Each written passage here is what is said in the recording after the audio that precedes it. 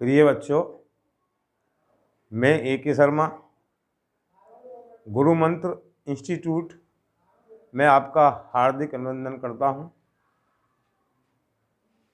मैंने इससे पूर्व में जो वीडियो बनाई थी उसमें बहुत सारे छात्रों ने ये डिमांड की थी कि गुरुजी जो परीक्षाओं में परीक्षा उपयोगी सामग्री है उसको आप तैयार कराएं। तो इस वीडियो में मैं जो कक्षा इंटर यानी कि 12वीं के जो बच्चे हैं, सामान्य हिंदी और साहित्यिक हिंदी, सामान्य हिंदी के बच्चों के लिए इसमें 2 अंक का एक प्रश्न आता है, यानी कि शब्द रूप। आज यदि आप वीडियो को देखेंगे और समझने की कोशिश करेंगे तो शायद आपकी परीक्षा में जो शब्द रूप आएंगे आप शायद उनमें को पूरी तरह से हल कर दें। शब्द रूप 2 नंबर के आते हैं। और जो साहित्यिक हिंदी के छात्र हैं उनके लिए इस वीडियो में लगभग 8 नंबर की तैयारी कराई जा रही है, क्योंकि 2 नंबर के शब्द रूप और 6 नंबर के अनुवाद उनके लिए आते हैं। जो इस वीडियो को ध्यानपूर्वक देखेंगे ये निश्चित है कि आज उनके 8 नंबर पूरे तैयार हो जाएंगे। इसमें कोई विशेष चीज नहीं है। पढ़ाई को समझने के लिए हमारा जो ध्यान है वो एकाग्र होना चाहिए और हमारा ध्यान भटकना नहीं चाहिए। रूप आप जब किताब में पढ़ोगे तो कई सारे रूप जब पढ़ते हो तो भ्रम पैदा हो जाता है आपके लिए, और जब भ्रम हो जाता है तो जिसको हम याद करते हैं तो हमें याद नहीं रहता और कंफ्यूजिंग की कंडीशन में हम आ जाते हैं। आज जो शब्द रूप याद करने में बच्चे कंफ्यूज होते हैं, यदि आपने इसको ध्यान से देखा तो जो आपकी कंफ्यूजिंग है वो दूर हो जाएगी। और बहुत सारे रूप, बहुत सारे कौन से रूप? एकारांत पुल्लिंग संज्ञा के सभी रूप, शब्द रूप आज आप लोग जान जाओगे। सबसे पहले हम शब्द रूप की ही बात करेंगे, उसके बाद में हिंदी से संस्कृत में कैसे अनुवाद बनाएं उसको हम आप लोगों को समझाने की कोशिश करेंगे। और यदि आपको वीडियो पसंद आती है और जो वीडियो में आप लोगों को समझाने की कोशिश की जा रही है यदि आपको वो समझ में आता है और आप सीख जाते हैं तो मैं आपसे एक निवेदन और करूंगा कि आप वीडियो को अपने साथियों के लिए शेयर जरूर करें, लाइक भी करें, कमेंट भी करें। तो देखिए, ये जो रूप हैं, एक जो मैंने सारणी आपके लिए दी है, अभी तक आपने दूसरे तरीके से याद किया होगा। आज मैं एक नए तरीके से आपके लिए रूपों को याद कराऊंगा और मुझे विश्वास है कि आप लोगों की समझ में ये रूप आ जाएंगे। संस्कृत में 3 वचन होते हैं, आपको पूर्व में ही बताया गया है। एक वचन, द्विवचन, बहुवचन। और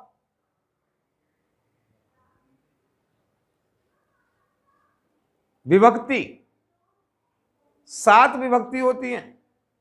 प्रथमा, द्वितीया, तृतीया, चतुर्थी, पंचमी, षष्ठी, सप्तमी, और इसके अलावा होता है संबोधन।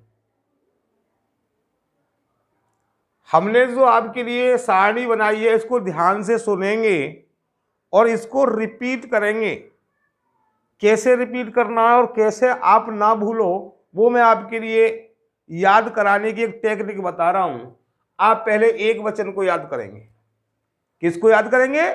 एक वचन को। एक वचन को कैसे याद करेंगे? एक गीत की तरह, एक गाने की तरह इसको रट लेना है। क्या कर लेना है? एक गाने की तरह रट लेना है। वो मैं रटना कैसे आपके लिए वो बता रहा हूं। यहां लिखा हुआ है कह, कम, केन, काय, कात, कस्य, के। क्या लिखा हुआ है? केह कम केन काय कात कस के। इसको बार बार रटना है जब तक आप बिल्कुल पूरी तरह से आपको ये कंठस्थ ना हो जाए, तब तक आप इसको रटते रहेंगे। कह कम केन काय कात कस के, कह कम केन काय कात कस के। इस स्पीड से आप कम से कम इसको 15 बार बोलेंगे तो आपका एक वचन सातों विभक्तियों में, एक वचन सातों विभक्तियों के रूप आपको कंठस्थ हो जाएंगे। इसी को याद करना है। वो कैसे होंगे वो मैं आपको बताऊंगा। अगली आपकी द्विवचन है। द्विवचन में आपको ध्यान रखना है, इसमें ज्यादा शब्द ही नहीं है, ज्यादा शब्द ही नहीं द्विवचन में। कौ कौ, यानी कि प्रथमा विभक्ति और द्वितीय विभक्ति दोनों में क्या है? कौ कौ। और तृतीय विभक्ति, चतुर्थी और पंचमी तीनों में क्या है? काभ्याम काभ्याम काभ्याम। और षष्ठी में कयो और सप्तमी में कयो। यानी कि हमको क्या ध्यान रखना है? कौ कौ, काभ्याम काभ्याम काभ्याम, कयो कयो। इसको रट लेना है गीत की तरह से और बार बार इसको बोलना है जिससे कि आप भूले नहीं। कौ कौ काभ्याम काभ्याम काभ्याम, कयो कयो। कौ कौ 2 बार है, कौ कौ 2 बार है, काभ्याम काभ्याम काभ्याम 3 बार है, और कयो कयो कितनी है? 2 बार।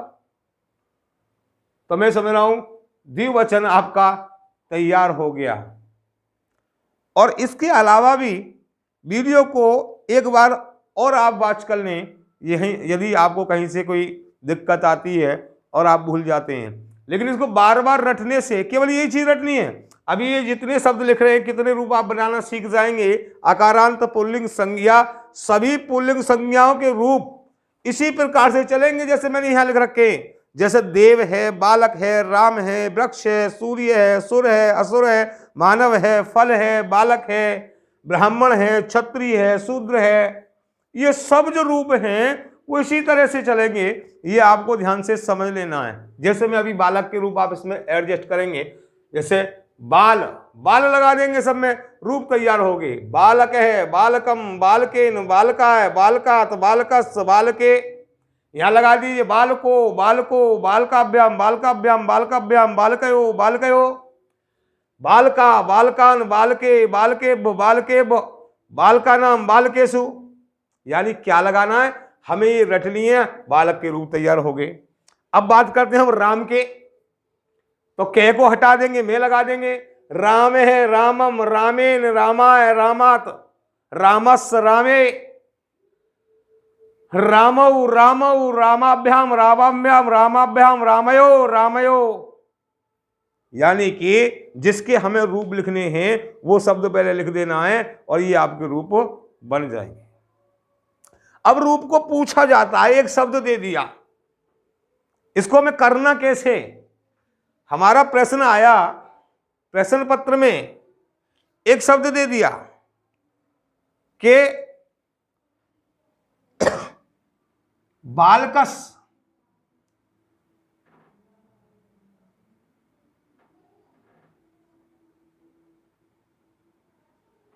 बालकस ये शब्द दे दिया और इसमें पूछा कि बालकस शब्द में, बालकस शब्द में देखिए ये हमने शब्द दे दिया बालकस,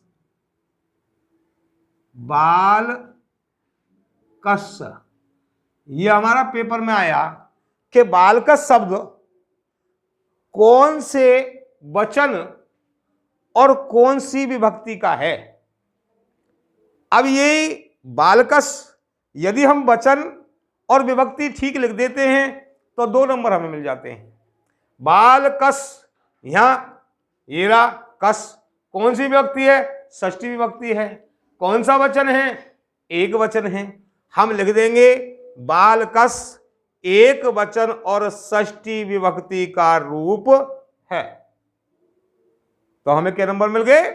2 नंबर। यदि आप आ जाता है वृक्षात,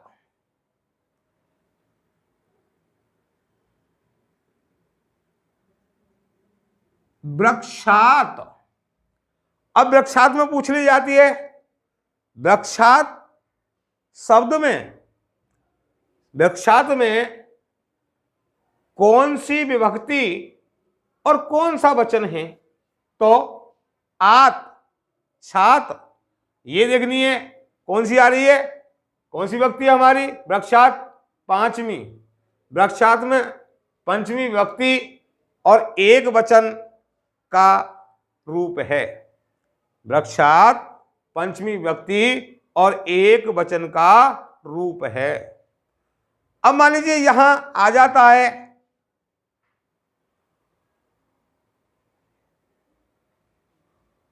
यानी कि मानवयो,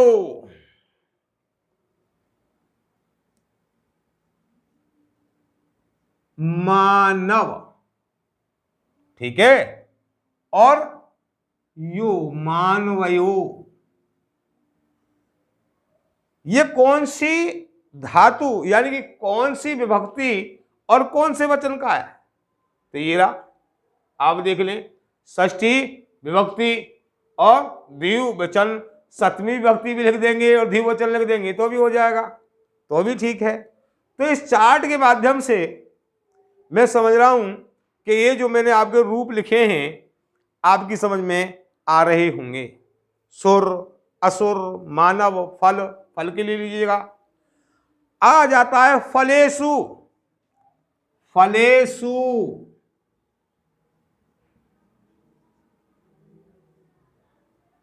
फलेषु में,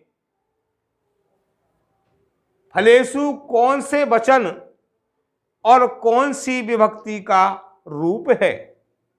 तो फलेषु, सु कहां आ रही है? ये रही केसु, सप्तमी विभक्ति और वचन कौन सा हो गया हमारा? बहुवचन।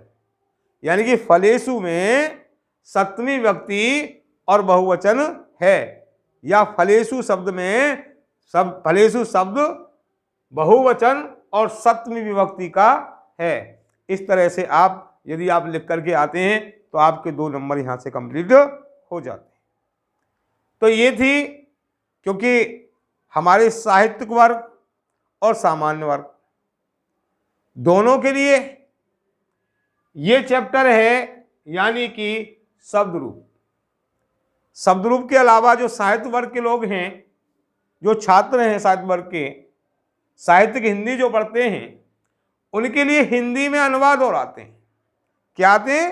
हिंदी में अनुवाद। अब हिंदी में अनुवाद को आप ध्यान से सीखोगे और देखोगे तो आपकी समझ में हिंदी अनुवाद करना आ जाएगा, कोई दिक्कत नहीं होगी, कोई बात नहीं होगी। पहले मैंने आपके लिए रूप बताए थे लट लकार। कौन से रूप बताए थे? लट लकार, लट लकार। लट लकार यानी वर्तमान काल। वर्तमान काल के आपके लिए मैंने सभी धातुओं के रूप लिखने सिखा दिए थे, बनाने सिखा दिए थे। जैसे मैंने आपके लिए बताया था तीत है, अंति, शीतत है, आमी, आवे, आमह। यानी कि इसमें क्या है, अगर हमें पठ धातु के रूप लगाने तो पठ लगा देंगे, पठती, पठत, पठंती, पठसी, पठत, पठत, पठामी, पठावे, पठामे। अगर हस धातु के बनाने तो हस्ती, हसत, हसंती, हससी, हसत, हसत, हसामी, हसावे, हसामे। गच्छति, गच्छते, गच्छन्ति, गच्छसी, गच्छत, गच्छत, गच्छामी, गच्छावे, गच्छामे। तो ये मैंने आपके लिए रूप बताए थे लट लकार के, यानी कि ये है शब्द रूप और वो है धातु रूप। धातु रूप भी आपके 2 नंबर के आते हैं। क्या नंबर के आते हैं? 2 नंबर के। 2 नंबर के धातु रूप और 2 नंबर के शब्द रूप, यानी कि आपके 4 नंबर तैयार हो गए इस वीडियो के माध्यम से। और कोई बहुत ज़्यादा इसमें मेहनत नहीं करनी पड़ी है। एक अलग तरीका आपके लिए जो हमने आपके लिए चार्ट बनाया है, ये किताबों से अलग चार्ट है। इसमें आप सभी जो पुल्लिंग के रूप हैं वो सब इसी से बन जाएंगे, इसी चार्ट से। इस चार्ट को आप रट सकते हो। फिर मैं दोबारा से कह रहा हूं, कै कम केन कायकात कस्के, ये पहली विभक्ति हो गई। कौ कौ काभ्याम काभ्याम काभ्याम, कयो कयो, ये द्विवचन हो गया। का कान के, का कान कई, केव केव का नाम केसु, ये आप क्या बहुवचन के रूप हो गए। इसमें से ही सगरे आप लगा लोगे, कहीं कोई आपको दिक्कत नहीं आएगी। अब क्योंकि हमें वाक्य बनाने हिंदी से अनुवाद करना है, पहले आपके लिए छोटे छोटे वाक्य बनाने मैंने आपको सिखाए थे। जैसे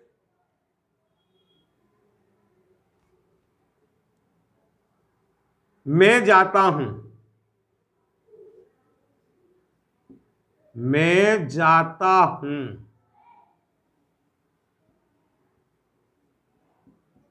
तो इसके लिए बहुत सरल तरीका मैंने आपके लिए बताया था कि जिस पुरुष और जिस वचन का कर्ता होगा, उसी पुरुष और उसी वचन की हम क्रिया का इस्तेमाल करेंगे। जिस पुरुष और जिस वचन का कर्ता होगा, उसी पुरुष और उस वचन की क्रिया का हम प्रयोग करेंगे, या उसी पुरुष और उसी वचन की क्रिया उस वाक्य के अंदर लगाई जाएगी। जैसे अहम, अहम मैंने आपके लिए बताया था उत्तम पुरुष और एक वचन का कर्ता है अहम। अब क्या है, जाता हूं, तो जाने की संस्कृत क्या है, गच्छ। और हमने आपके लिए रूप बताए थे, तीते अंति सीते थे आमी आवे आमे। पहली जो है, पहला प्रथम पुरुष किसको कहते हैं? प्रथम पुरुष वो होता है जिसके बारे में हम बात कर रहे होते हैं। कौन होता है प्रथम पुरुष? जिसके बारे में हम बात करते हैं। दूसरा होता है मध्यम पुरुष, जिससे हम बात कर रहे होते हैं। मध्यम पुरुष कौन होता है? जिससे हम बात कर रहे होते हैं। और उत्तम पुरुष कौन होता है? जो बात कर रहा होता है। उत्तम पुरुष कौन होता है? जो बात कर रहा होता है, उसको हम क्या कहते हैं? उत्तम पुरुष। तो अहम क्या है? उत्तम पुरुष का करता मैं क्या है? बात कर रहा हूं, तो मैं वाली क्रिया लगाई जाएगी। तीते अंति सीते थे आमी, आमी आएगी। तो यहां गच्छ लिख करके गच्छामी, मी। ये शॉर्ट छोटा वाक्य आप सीखे। अब बात आती है कि मैं स्कूल जाता हूं। मैं स्कूल जाने के लिए मैंने आपके ये सब चीज लिखी है, और ये जो है आपके लिए रूप जो है, इनका रूप का प्रयोग यहां आगे आएगा। जैसे मैं स्कूल जाता हूं,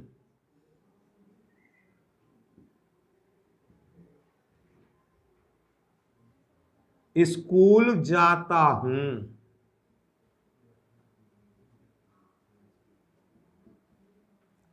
मैं स्कूल जाता हूं, यहां था मैं जाता हूं, यहां स्कूल शब्द बढ़ गया।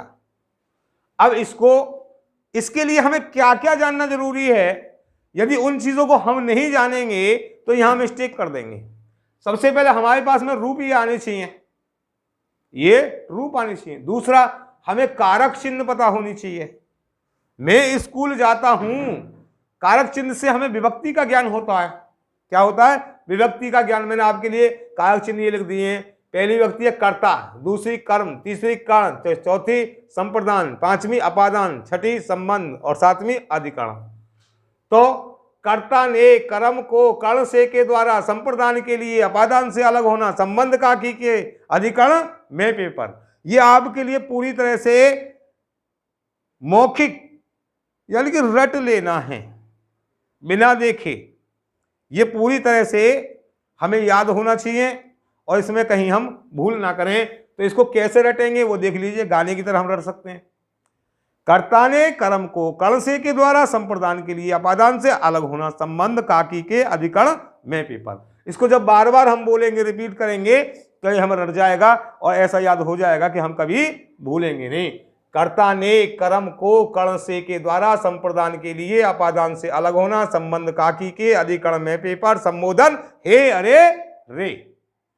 ये है कारक चिन्ह। अब मैं स्कूल जाता हूं, स्कूल में को कर्म को यानी कि को कारक छिपा हुआ है। मैं स्कूल को जाता हूं, तो कौन सी विभक्ति है? दूसरी। स्कूल के वचन है, एक वचन।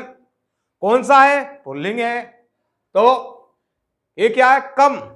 तो विद्यालय स्कूल की हिंदी है, संस्कृत है विद्यालयम। क्या आ जाएगी? तो यहां क्या आ जाएगी? मैं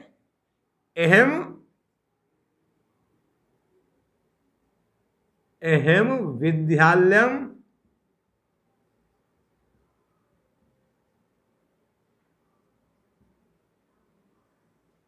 गच्छामि।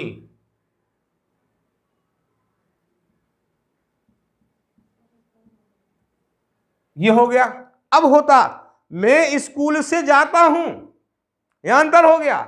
मैं स्कूल को जाता हूं, अब दूसरा वाक्य बन गया मैं स्कूल से जाता हूं, मैं स्कूल से जाता हूं।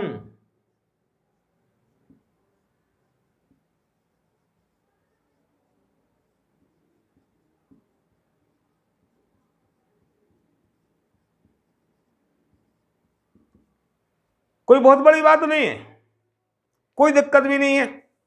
यदि हम किसी चीज को जानते हैं तो वो चीज आसान हो जाती है। उसके पहले पहलुओं को जानते हैं, अगर बीच में से हम शुरू करते हैं तो फिर हमें वो चीज कठिन लगती है। अगर पहली चीजों को हम जान जाते हैं तो वो चीज आसान हो जाती है। तो यहां क्या है, कुछ भी नहीं है, थोड़ा सा अंतर हिंदी में हो गया, को की जगह से लगा दिया, लेकिन वाक्य अलग हो गया। अगर हम इसी तरह से इसको बना देते हैं अहम विद्यालयम गच्छामि, तो आपका वाक्य गलत हो जाएगा। यहां हमें अंतर करना है, यहां अंतर करना, स्कूल से अलग हो रहा है। क्या कर रहा है, स्कूल से अलग हो रहा है। यहां देखिए कारक चिन्ह में कर्ता ने कर्म को कर्ण से के द्वारा संप्रदान के लिए अपादान से अलग होना। अपादान कौन सी व्यक्ति है, 1 2 3 4 5, पंचमी व्यक्ति। अपादान कौन सी व्यक्ति है, पंचमी व्यक्ति है। तो यहां पंचमी व्यक्ति, तो ये क्या होगा, विद्यालयात। क्या बन जाएगा, विद्यालयात। ये शब्द यहां विद्यालयम की जगह विद्यालयात, अहम विद्यालयात गच्छामि। अगर घर होता कि मैं घर से जाता हूं तो अहम गृहम गृहात, गृहात गच्छामि। अब होता तुम घर से जाते हो, तुम घर से जाते हो।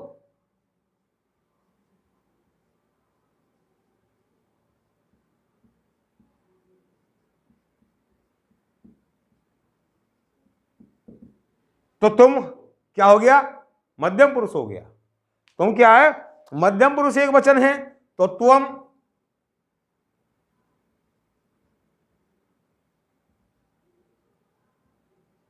ग्राहात गच्छ बना दोगे, सी मैंने आपकी इसकी क्रिया बताई है, त्वम ग्राहात गच्छसि। आपका 1 नंबर का वाक्य आता है इस टाइप का, 1 नंबर आपका पूरा हो जाएगा। तो